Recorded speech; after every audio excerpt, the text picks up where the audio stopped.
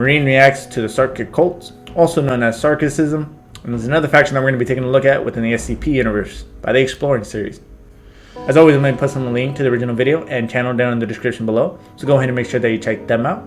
Alright, so with this faction, we know that they're going to be the counterparts to the Church of the Broken God, which was a video that I saw a little while ago, and within that video we did get a little bit of information on them, but not a whole lot. So this video, I'm hoping is going to get way more into detail as to what exactly their purpose is, but also going into what are they doing exactly, like just in the entire SCP universe in general. So, because I have heard that this group in particular is really into some weird stuff. But before we get into the actual SCP video, don't forget to like, subscribe. It really does help me out a lot. Hit that notification bell right there, so we get notified every time I do upload. Sometimes uploading twice a day, typically working on them in the mornings, and releasing them in the late afternoon to late evening. That way when you all get off work, you can enjoy these videos at your leisure.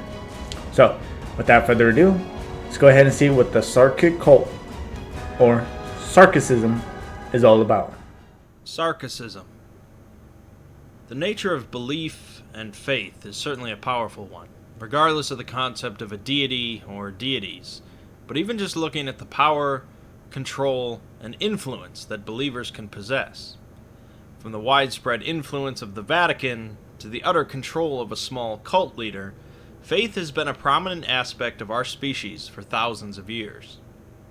We've already looked at one religion in the SCP universe, the Church of the Broken God, but now we'll discuss their counterpart, the Sarkic cults. Sarkicism is another very large topic within the SCP universe, and this would be a very long video if I tried to cover it all. So let's just try and get a good idea of what Sarkicism is, and why it has its followers. Sark means flesh in ancient Greek, which summarizes the overall belief system of the Sarkites, which is diametrically opposed to the Church of the Broken God's theology based on technology. In fact, most Sarkites don't actually refer to themselves using the term Sarkic, as the term was an insult created by the Church of the Broken God's predecessors. That is not to overemphasize the Sarkites' opinion of the Church, as it is believed that while the Church views the Sarkites as a sort of biblical foe, the Sarkites seem to view the Church as simply another obstacle. The Sarkic cults are generally divided into two different factions that operate in vastly different ways, but follow mostly the same set of beliefs. The Proto-Sarkic cults are those found in small, isolated communities across Europe and Asia. These communities are usually poor, superstitious, technophobic, and generally hostile to any outsiders. The Neo-Sarkic cults, on the other hand, are found in much more urban environments, and can be difficult to differentiate from other wealthy city dwellers.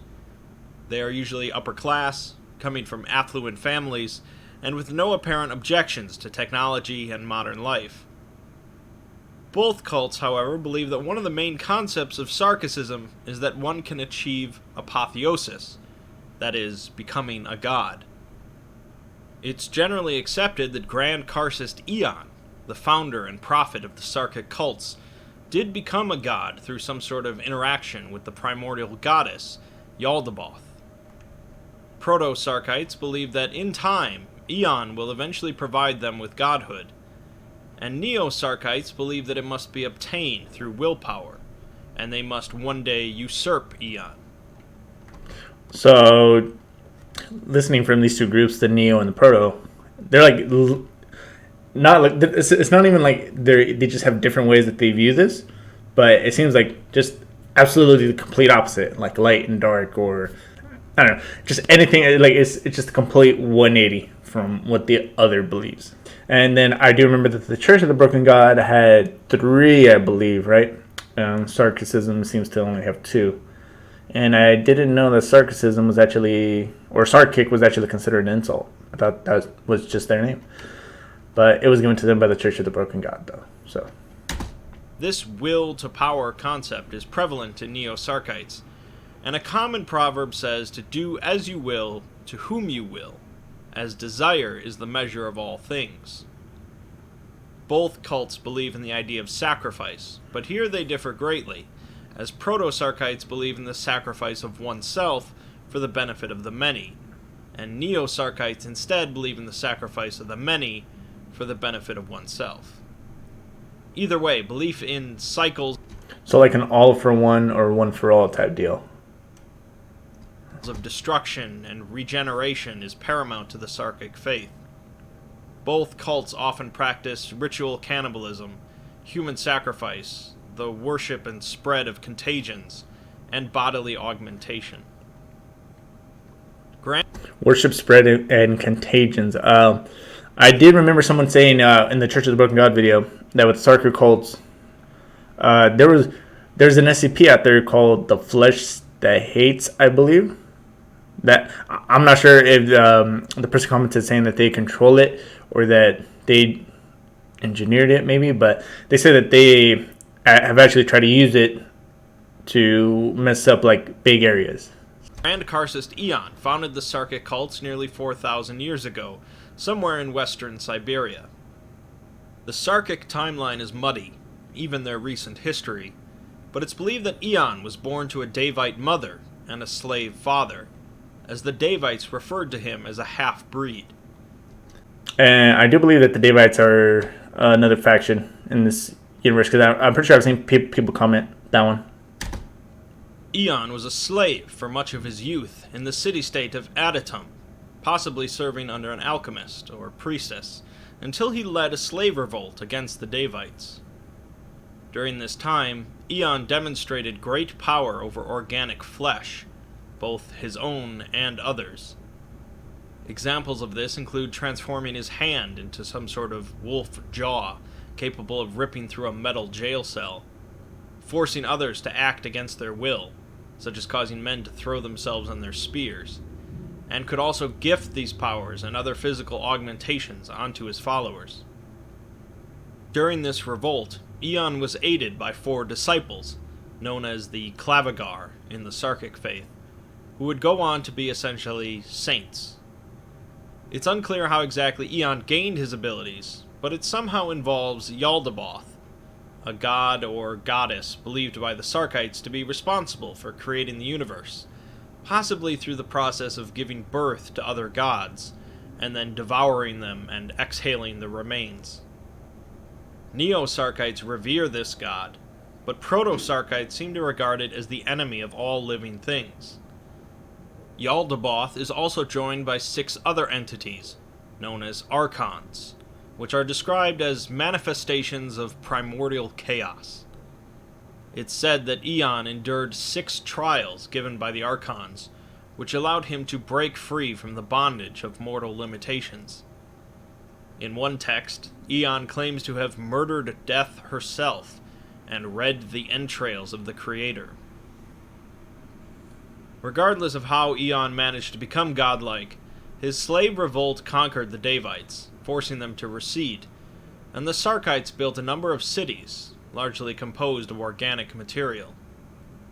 The Sarkic civilization experienced its golden age, and spread across Eurasia, with their capital being the converted kingdom of Adatum. Their civilization eventually spread into the Mediterranean, establishing a foothold here and colonizing the various islands. It was here where they would encounter the real resistance, however, as the Mechanites, the precursors to the Church of the Broken God, would rise up against them alongside other civilizations. This massive war involved anomalous technology, huge colossi, monstrous abominations, and 20 to 30 million casualties. The war ended with really no winners, as the Sarkic Empire broke apart and went into hiding, leading to a division in culture and theology. The Mechanites dwindled and eventually became the Church of the Broken God, and the devastation led to the collapse of the Bronze Age. Sarkicism would continue to live on in small communities throughout Eurasia, and their belief systems would slowly differ. At this point, it's completely unknown what happened to Grand Karcist Ion, and the Foundation is currently not even sure if he ever existed at all. Eventually, certain Sarkites would become intertwined with some noble courts, acting as advisors or court magicians, teaching the lords and ladies about alchemy, astrology, and the occult, while spreading belief in Sarkicism. These courts would become Sarkic great houses, practitioners of Neo-Sarkicism that follow their own interpretation of the religion. Both Proto-Sarkites and Neo-Sarkites would maintain their numbers through generations of inbreeding, avoiding genetic defects through Sarkic rituals. And Sarkites have shown vastly lower mortality rates compared to normal populations. Both groups also adhere to a strong belief in secrecy, whether through mistrust or necessity. I'm curious to see, because they keep saying rituals and that there's these sacrifices that they do, but it's like I'm curious to see like what exactly are they doing in these processes, because it's just there's a little bit of vagueness that's making me try to think as to far as like what's going on, kind of in between the lines. It's like anything that is bringing up a question in my head is it ends up saying, well, you know, they have a ritual that they're doing, or they're performing Sarkicism, which counteracts it, and it's like, okay, but what exactly are they doing? Because otherwise it's just, I mean, this is just in my opinion, but it's starting to seem like if anything happens that would be considered like out of the ordinary, then it's just like, oh, well, they did something with Sarkicism, and then that's what they did. And it's like, okay, you know, but that's just me. And I could be completely wrong. Could be like I could have forgotten stuff. I forget things that just happened like seconds ago sometimes. But it's starting to seem like, as of right now, that they're just kind of throwing Sarkicism to be the answer to all the little things that they do that don't seem to make sense or try to raise questions. And so Sarkicism is largely unknown to the wide world. So, most Sarkites present a dangerous threat to the current world order, as the Foundation considers their speculated goals to be fairly apocalyptic in nature, although not all Sarkites are dangerous, such as SCP-2815, a village of inbreds that give out human flesh disguised as fruit that for some reason is safe to eat. They also donate organs and blood grown from a tree to local hospitals. Sadly, however, these benign examples... Wait, real quick. Meat and human flesh disguised as fruits. I'd probably have to check out that SCP to kind of see what's going on around there. Flesh disguised as fruit. Huh. Sadly, however, these benign examples are few and far between, and we're left mostly with highly anomalous and dangerous entities. I would be doing many of these SCPs a disservice by only quickly summarizing them here instead of giving them their own videos, but I'll provide a few examples. SCP-2480 is one of the more notable ones, a dimensional anomaly located in a town in Massachusetts. The anomaly is causing Sarkite monstrosities to bleed into our reality, either from another dimension or another timeline. The GOC and the Foundation are currently working together to contain the situation, but this is connected with another SCP located in Romania, SCP-2191. Here, a massive entity spread across hundreds of thousands of square kilometers of tunnels, believed to be a concubine of Grand Karcist Ion. This entity is fed liquefied human remains, provided to it by a species of mutated vampiric humans. It's also appeased by locals who provide human sacrifices to minimize seismic activity. SCP-2133 is a Proto-Sarkic commune in Russia, whose inhabitants are reincarnated whenever they die, possessing all of their past memories and appearance. They deposit their turnip harvests and any gangrenous limbs or tumorous growths in the church every evening, and the village is also filled with dark red tentacles that attack any outsiders entering the church. Beneath the church is an expansive series of tunnels and caverns, where there seems to be thousands of entities growing in eggs, as well as a temple devoted to a Karcist. There is possibly a strong connection between SCP-2133 and SCP-610, the Flesh That Hates. I've already made a video covering 610, which Sarkites refer to as the Red Death, and it's believed that this is the Sarkites' ultimate weapon in reshaping the world. I really gotta watch this SCP, but it is a little longer than my normal ones. But I I think I might record this on a day where I finish uploading one and then react to it, edit it, and then let it upload overnight. And then that way I can get it on to the next day. So, soon. Massive Sarkic organisms containing human DNA are believed to have battled the captured Colossus, SCP-2406, during the war between the Sarkites and the Mechanites. Another large organism was used as a Sarkic temple in their Golden Age, SCP-2095, but eventually was conquered during the war and died. SCP-2075 is a Karcist that was captured by the Foundation, but easily broke containment when it revealed that they had only captured one small aspect of itself, along with 2 of the security personnel assigned to the SCP. The doctor in charge was stabbed with an anomalous dagger, which seemed to transform him into a large amorphous mass of flesh and bone, which proceeded to kill 56 personnel before dying. Finally, there is SCP-2510, an important anomaly related to both the Church of the Broken God and the Sarkic cults. 2510 is a larger machine, and part of it has been made into a trans-dimensional gateway. The first people reported to have gone through the gateway, in 1940, were said to have found a machine city. The gateway destination can be controlled, and the Foundation sent a team to multiple dimensions, all variations of Earth. I can't really tell very well, but this... I don't know about this one right here, but these look like Marine Corps trousers.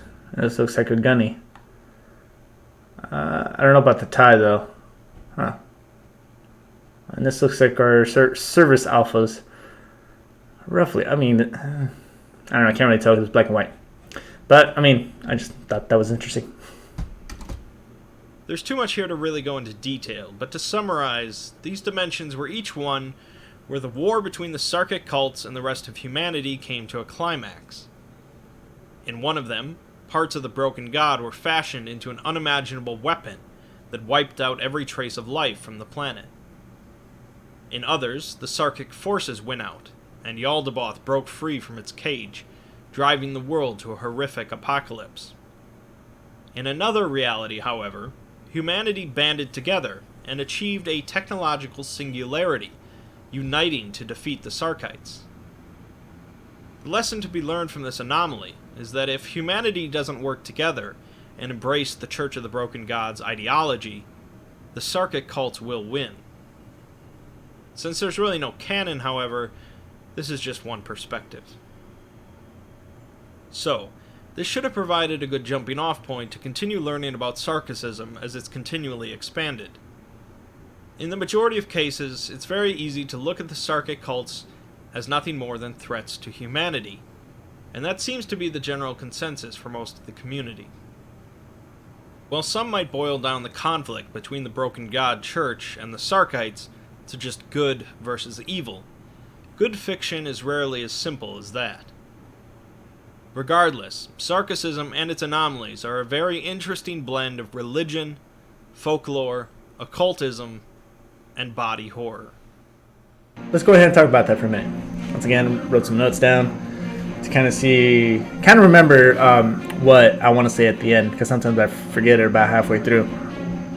So just real quick to summarize, there's 2 factions within this group, and that their interests, it's not even that they differ slightly, it's more that they just completely differ 180, complete opposites. So, and I believe that the Church of the Broken God counterparts had 3 in there. I don't remember the names off the top of my head, but when they said this one line of "do as you will unto whom you will," that's pretty much saying do kind of whatever you want to do.